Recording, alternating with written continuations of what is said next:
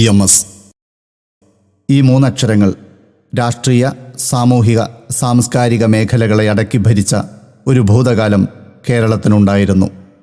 1957-ലും 1967-ലും EMS നേതൃത്വം നൽകിയ മന്ത്രിസഭകൾ കേരളത്തിൻ്റെ ചരിത്രം മാറ്റിമറിക്കുന്ന നിയമനിർമ്മാണം നടത്തി.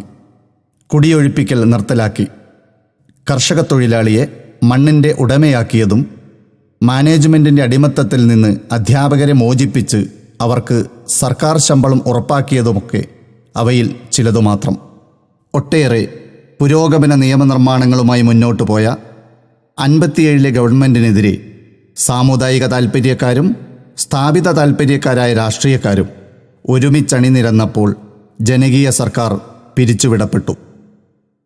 വിമോചന സമരം കേരളത്തിൻ്റെ ചരിത്രത്തിലെ കുപ്രസിദ്ധമായ ഒരു ഘട്ടമായി പിൽക്കാലത്ത് വിലയിരുത്തപ്പെട്ടു. ഇന്ത്യയിൽ തെരഞ്ഞെടുപ്പിലൂടെ അധികാരത്തിലെത്തിയ കമ്മ്യൂണിസ്റ്റ് ഗവൺമെൻറ്റിനെ പുറത്താക്കാൻ വിദേശത്ത് നിന്ന് പണമെത്തിയ കാര്യം പിന്നീട് സ്ഥിരീകരിച്ചു. സമാനതകളില്ലാത്ത രാഷ്ട്രീയ വ്യക്തിത്വമായിരുന്നു EMS. കമ്മ്യൂണിസ്റ്റ് ചിന്തകൻ, ഭരണാധികാരി, പാർട്ടി നേതാവ്, ഗ്രന്ഥകാരൻ, ചരിത്രകാരൻ എന്നിങ്ങനെ നിറഞ്ഞു നിന്ന ആ വ്യക്തിത്വം പതിറ്റാണ്ടുകളായി കേരള ചരിത്രത്തിലെ നാഴികക്കല്ലാണ്. ഏത് രാഷ്ട്രീയ പ്രതിസന്ധിയെയും മുറിച്ചു കടക്കാൻ കരുത്തുള്ള ആ വാക്കിനായി പല ഘട്ടങ്ങളിലും കേരളം കാതോർത്തു നിന്നു. ഈ രാജ്യത്തെ കാര്യങ്ങൾ നടക്കണമെന്നുണ്ടെങ്കിൽ ജനങ്ങൾ സംഘടിക്കണം. ജനങ്ങളാണ് രാജ്യത്തെ ചരിത്രം നിർമ്മിക്കുന്നത്. ചരിത്രം നിർമ്മിക്കുന്നത് ഏതാനും വ്യക്തികളായ നേതാക്കന്മാരല്ല. കേരളത്തിന് ചിന്തയുടെ വെളിച്ചം നൽകിയ ആ വ്യക്തിത്വം തുറന്നു കാട്ടിയ വഴിയിലൂടെ ജനലക്ഷങ്ങൾ മുന്നേറി. അവരുടെ ഓർമ്മകളിൽ ഇന്നും കെടാത്ത ജ്വാലയായി നിൽക്കുകയാണ് EMS.